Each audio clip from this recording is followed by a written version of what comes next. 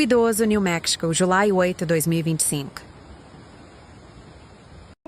Oh no. In less than 2 hours, the quiet mountain town of Ruidoso was overwhelmed by a catastrophic flash flood that claimed at least 3 lives, including 2 young children, and left dozens of homes in ruins.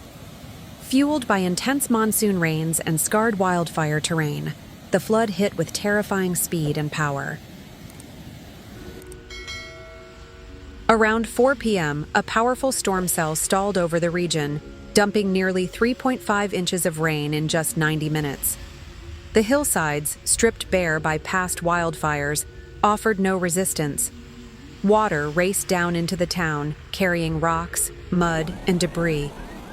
Residents reported hearing a roaring wall of water moments before it struck.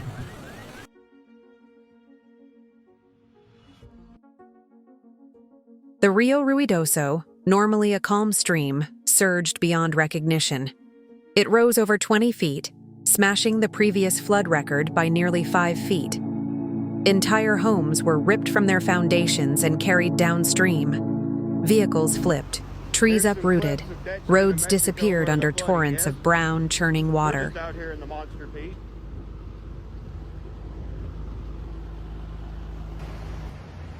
Among the dead were 2 siblings, 4-year-old Charlotte and 7-year-old Sebastian Trotter, the children of a U.S. soldier stationed at Fort Bliss. Their family was vacationing in Ruidoso when the floodwaters consumed their cabin. Their father was pulled from the debris alive, but remains hospitalized in critical condition.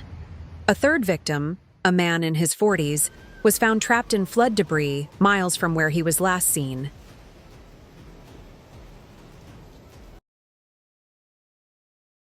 Emergency services launched a massive response effort.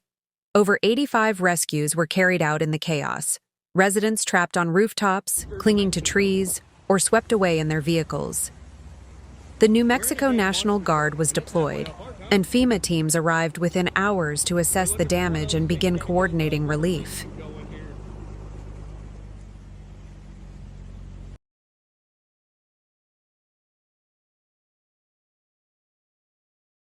Preliminary estimates suggest between 200 and 400 structures were damaged or destroyed. Entire streets were left unrecognizable. Mud, debris, and shattered infrastructure now define much of the town's landscape. Oh my God, look at the trail! Governor Michelle Lujan Grisham declared a state of emergency, warning of continued flood risk as the monsoon season progresses. With the soil still saturated and more storms forecast, Ruidoso faces the very real threat of another disaster in the days ahead.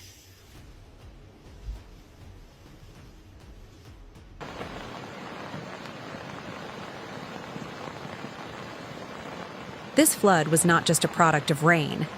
It was the result of a deadly chain reaction: wildfire-scorched land, extreme weather, and vulnerable infrastructure. Ruidoso is now the face of a growing crisis in the American Southwest, one where disaster doesn't come in waves, but in violent, overlapping strikes.